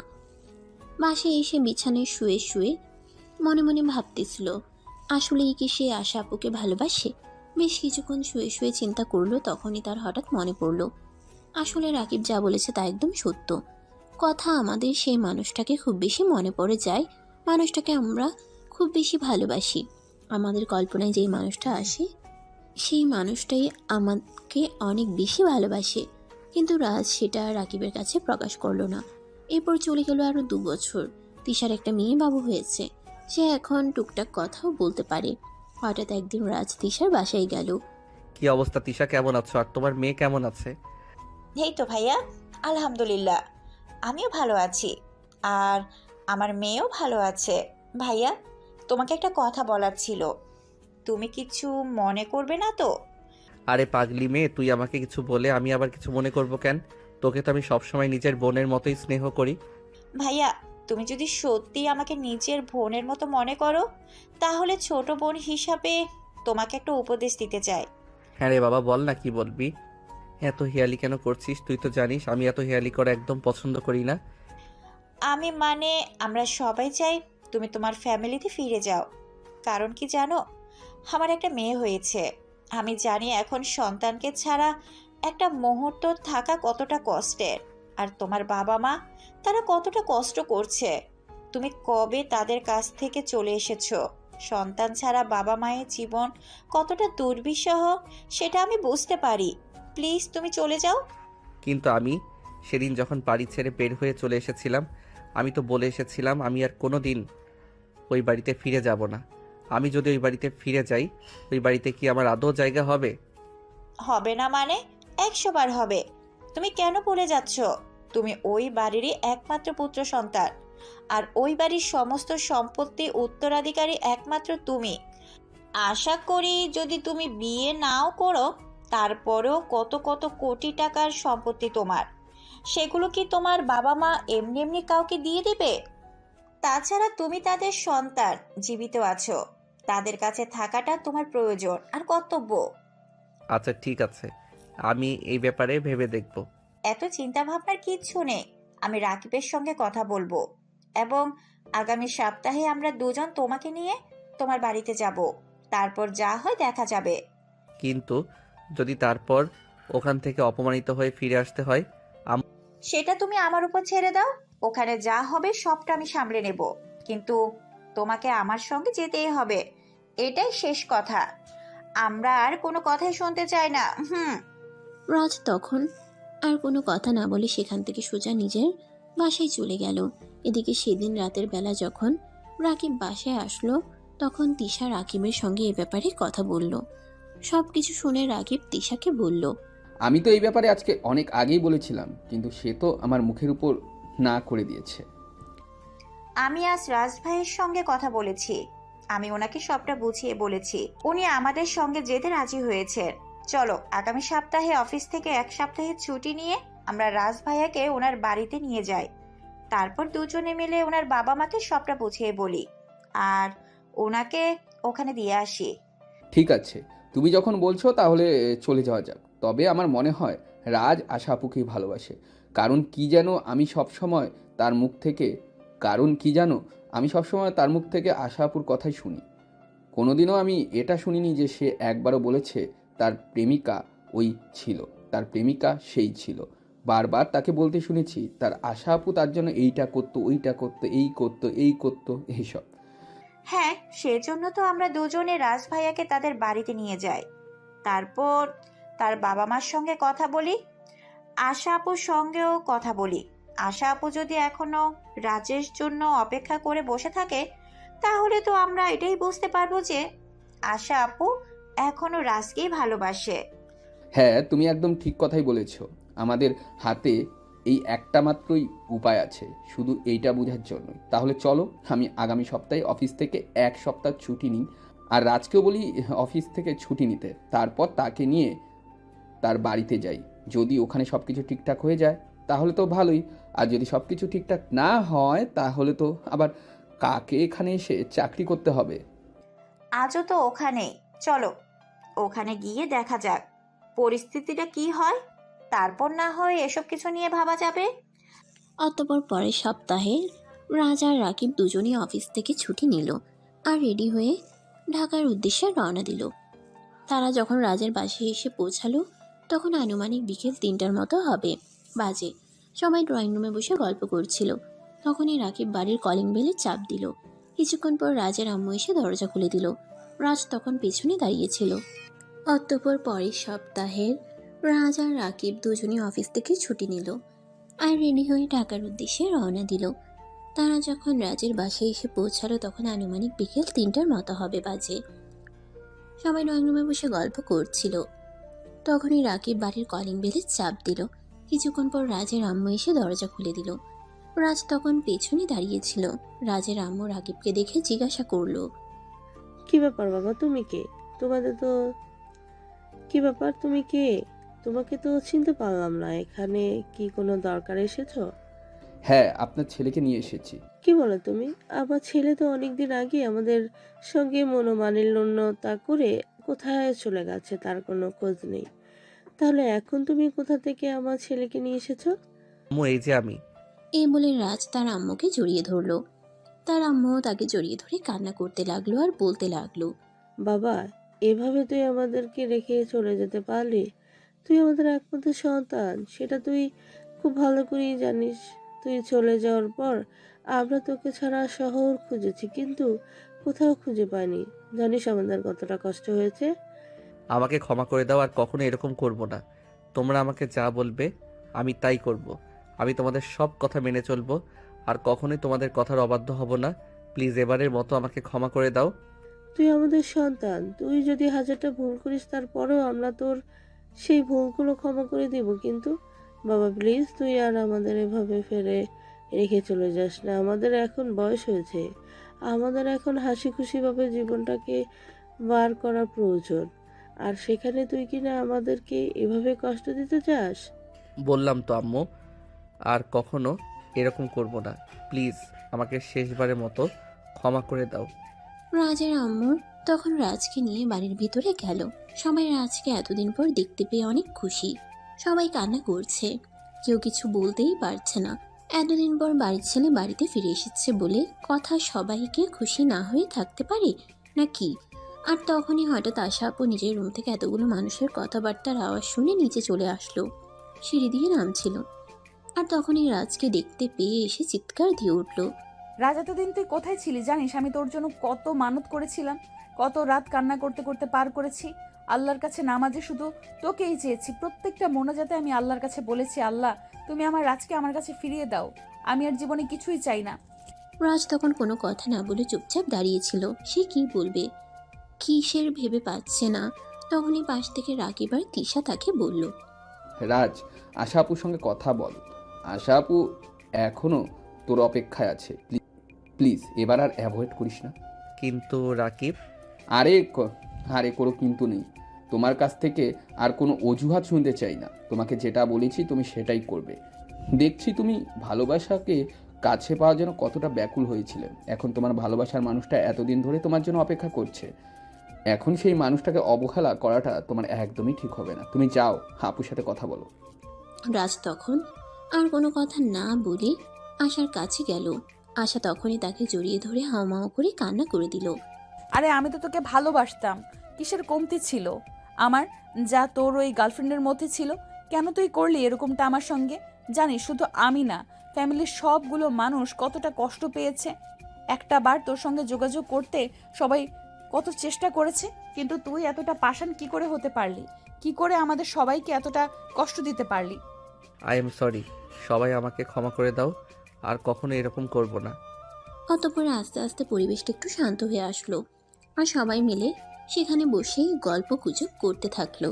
সেদিন রাতের বেলায় রাজের আম্মু নিজের ছেলের জন্য নিজের হাতে অনেক পদখাবার রান্না করলেন আর ছেলেকে নিজের হাতে খাইয়ে দিলেন। এরপর সবাই মিলে গল্প গুজব করে ঘুমাতে চলে গেল। পরদিন দুপুরবেলা সবাই আবার ড্রয়িং রুমে এসে তখন রাকিব আর তিশা আশা আর রাজের ব্যাপারে কথা তুলল। আঙ্কেল আন্টি, দেখুন আপনাদের ফ্যামিলির পার্সোনাল ম্যাটারে আমার কথা বলাটা যদিও ঠিক হবে না, কিন্তু আমার মনে হয় কথা বলাটা উচিত। আরে বাবা, তুমি এভাবে কেন বলছো? আমাদের ছেলেকে আবার আমাদের জীবনে ফিরিয়ে দিয়েছো তুমি। আমাদের ফ্যামিলির আর একটা সন্তানের মতোই, বলো কি বলবো তুমি? আসলে আপনারা বিশ্বাস করবেন কি না আমি জানি না, কিন্তু যেটা সত্যি আমি সেটাই বলছি। রাত যখন আপনাদের কাছ থেকে চলে যায় তখন আমার কাছে যায়, আর তারপর থেকে তার সব কিছু আমি দেখাশোনা করি। সে আমার ভালো বন্ধু হয়ে ওঠে, আর তারপরেই তার কাছ থেকে আশা আপুর কথা জানতে পারি। তারপর প্রায়ই প্রতিদিনই তার কাছ থেকে আশা আপুর গল্প শুনতাম। আশা আপু সবসময় তার চিন্তা ভাবনা ছিল, সবসময় সে আশা আপুকে নিয়েই কথা বলতো। সে আমাদের কাছে বলতো আশা আপু কীভাবে তাকে ভালোবাসতে হয়, যত টেক কেয়ার করতে হয়, কিভাবে কি কি করতে হয়। কিন্তু সে একটা বারের জন্য আমাদের কাছে এটা বলেনি যে তার ভালোবাসার মানুষ মানে যে মেয়েটার জন্য সে এই বাড়ি ছেড়ে চলে গেছে সে তাকে কতটা যত্ন করত, টেক কেয়ার করত। এই ব্যাপারগুলো তার কাছ থেকে কোনোদিনই আমি শুনতে পাইনি। সে তো আমাকে ভালোবাসে না বলে এই বাড়ি ছেড়ে চলে গেছিল, তাহলে কেন সে আমার কথা বলছো? এটা আমি বিশ্বাস করতে পারলাম না। হ্যাঁ আপু, আপনি একদম ঠিক কথাই বলেছেন। এটা প্রথমে আমরাও বিশ্বাস করতে পারতাম না, কিন্তু আপনি হয়তো জানেন বিগত 5 বছর সে আমাদের কাছে ছিল। 5 বছরে 5 বারও তার মুখে তার প্রেমিকার নাম শুনতে পারেনি। প্রতিদিন অন্তত 10 বার হলেও সে আপনার নাম নিত।